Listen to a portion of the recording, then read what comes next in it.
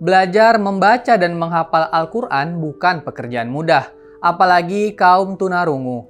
Tapi itulah yang dilakukan di pesantren tunarungu Darul A'som. Murid-murid tunarungu di sana belajar membaca dan menghafal Al-Quran dengan bahasa isyarat. Kalau Anda ke sana, yang terdengar bukan riuhnya suara santri mengaji. Yang terlihat adalah kelincahan tangan para santri yang bergerak ke sana kemari. Pesantren ini berada di Desa Condong Catur, Sleman, Yogyakarta. Darul A'som didirikan pada 2019 oleh Ustadz Abu Kahfi. Ia prihatin melihat banyak tunarungu yang awam pengetahuan agama.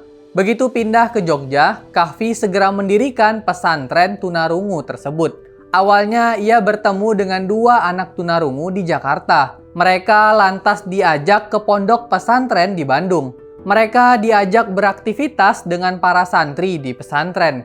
Di waktu tertentu, Kahfi justru belajar bahasa isyarat kepada 2 anak tersebut. Karena bahasa isyarat biasa berbeda dengan bahasa isyarat Al-Quran. Ia pun kemudian belajar bahasa isyarat Al-Quran di Madinah. Dia juga mengajarkan bahasa isyarat kepada istri, anak, adik, dan beberapa kerabatnya. Saat ini mereka terlibat menjadi pengajar di sana. Ada beberapa tahap belajar membaca Al-Quran. Pertama, mengenalkan huruf hijaiyah, menguraikan dan menyambung huruf. Selanjutnya, belajar membaca, kemudian menghafal Al-Quran. Setelah kemampuan bahasanya meningkat, mereka belajar ilmu keislaman, fikih, dan lainnya.